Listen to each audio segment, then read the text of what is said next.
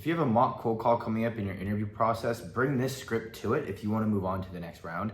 This is the same framework that my boy Audie just used, and he landed a job in 59 or so days using this exact framework. This is also the same framework that I've used to land my job as a BDR without going to college or having experience, so it works. My name is Lukas Arellano. I'm actually in the office today, and I make videos like this every single Saturday to teach other people how they can follow my footsteps and break into sales without having the experience, I guess. So when it comes to the cold call opener, there's 100 different sources out there as to what actually works, what's the best, how do you do it. Let me tell you what not to do. Don't answer the phone with, hey, is this John? Or hey, John, how are you? This is Lucas. It just signals you're a telemarketer, but you also don't want to repeat what I'm about to give you with a super joyous tone or super robotic tone like I'm talking to you now. I remember in my interview process, I took a cold call opener from an influencer and tried it in a mock, and the guy told me, hey, we normally look for permission-based openers, as do most hiring managers, and it wasn't permission-based, so that's my biggest feedback to you, is try something like that. So I would go permission-based, and according to Gong, they started 300 million cold calls. Permission-based was the best way to go. When you say this, you own it's a cold call, you smile, and hopefully make them smile. You show them that you're a human, and you're not a liar, and you gain trust up front by telling them this is what you can expect, I'm respecting your time, I'll be fast. If you can find context to use in your cold calls, it's gonna be so much more effective. And what do I mean by context? I mean an intent signal or an insight that signals or hints toward them having the pain that your product can solve. Let's say you sell a product that helps new hires get ramped faster, onboarded faster, selling faster, hitting quota faster. Those are all just different ways of saying the same thing. And intent signal that you might want to use when calling the BDR manager or VP of sales is, hey, saw you were hiring 6 people, you posted the job last month for your account executive team. That's an insight, that is context. So when we're creating this value proposition, lead with that. Hi John, just read that you're hiring 6 new AEs on your San Francisco team. This is Lucas with company. Now, this is by every means a cold call, but can I take 30 seconds to tell you why those job openings prompted me to call you, and then you can decide if we keep going. That's what the context opener sounds like. Now, if they don't give you context for the mock, or you can't find any, or you can't make any up, you can use this opener without the context. This is what it sounds like. Hi, John. I work with a few other industry companies in the location area, right? So B2B SaaS companies in Chicago. This is Lucas with Leighton. Now, this is by every means a cold call. You mind if I take 30 seconds to tell you why I'm calling you as the owner, and you can decide if we can keep going? Put your hands up in the air, smile, laugh, try to get them to smile when you're saying this, guys. This is by every means a cold call. It's like you're surrendering, giving yourself up. Once you get permission to pitch, this is how you craft a value proposition that is effective. It needs to be less than 30 seconds, as short as humanly possible.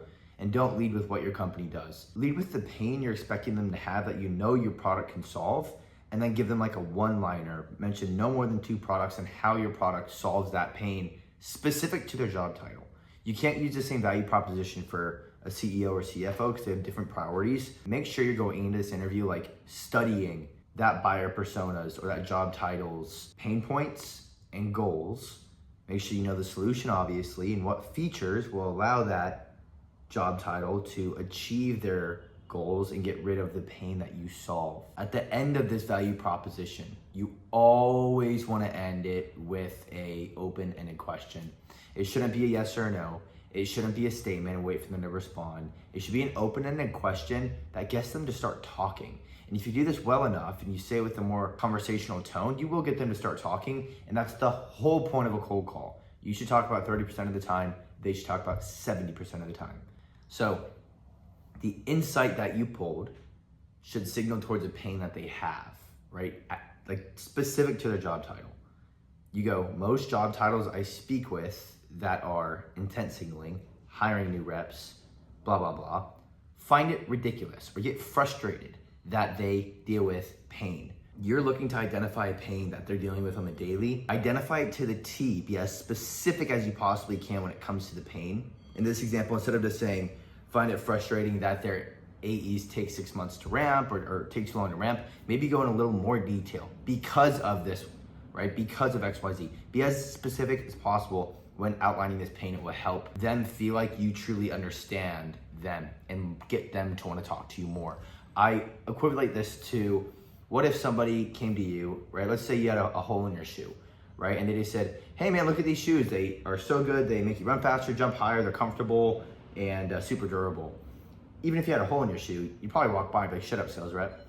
But what would you do if they just cold called you and said, hey man, a lot of people I speak with that have had the same shoes for 2 years have a hole on the right sole under their big right toe, and it really hurts them when they walk. And our shoes are so durable, they'll last you 10 years, right? If you had a hole under your right shoe, under your big toe, and it hurt when you walked, you'd be like, holy shit, okay, wait, what do you have for me? Right, so be as specific as can when diagnosing their problem.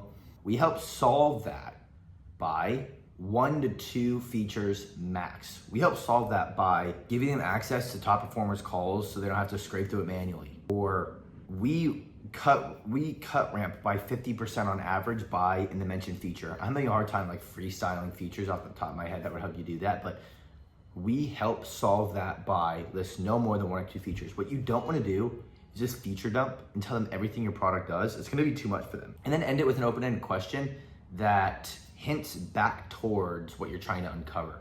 So how are you currently dealing with pain? What is your current ramp like and where would you like it to be, right? After you ask them the open-ended question for the value prop, then you go into trying to book the meeting. And objections might come after you give them the opener. Objections might come after the value prop, but just know objections will come. And when they do come, there's a framework on how to handle them. You always agree or give them what they want to let their guard down, change the way you ask the question, and then ask for the ask again, incorporating what they're telling you. This video is already a little longer than I wanted it to be in the first place, so I can't go through every single objection and how to say it. But if you want the 16 most common objections any prospect will give you on the phone, click the link in the description below.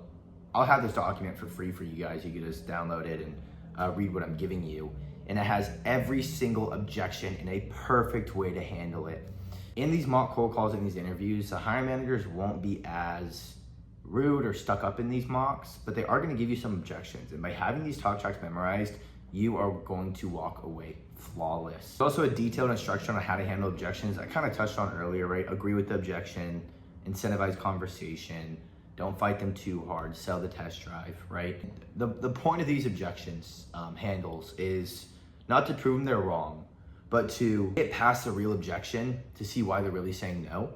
And if there isn't one, selling the test drive, selling the meeting, right? I'll give you an example of what's in the document below.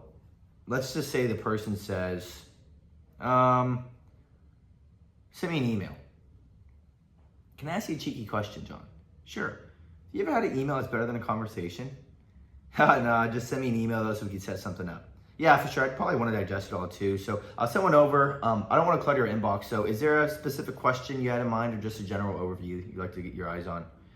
Just send me a general overview. Okay, all right. Yeah, I'm the king of this meeting should have been an email too, but I'll be honest, those PDFs aren't going to be relevant. And, you'll know if this is a fit in the first 15 minutes. So would you be opposed to taking a look? And if it's not a fit, then I can give you the 15 back. No, I'd really prefer some information. All right. I'll wave the white flag, John. I'll send you the information and it's going to take me like 20 or so minutes to type up. So here's what we'll do. I'll shoot it over. I'll also send over a tentative placeholder for us to follow up on Tuesday.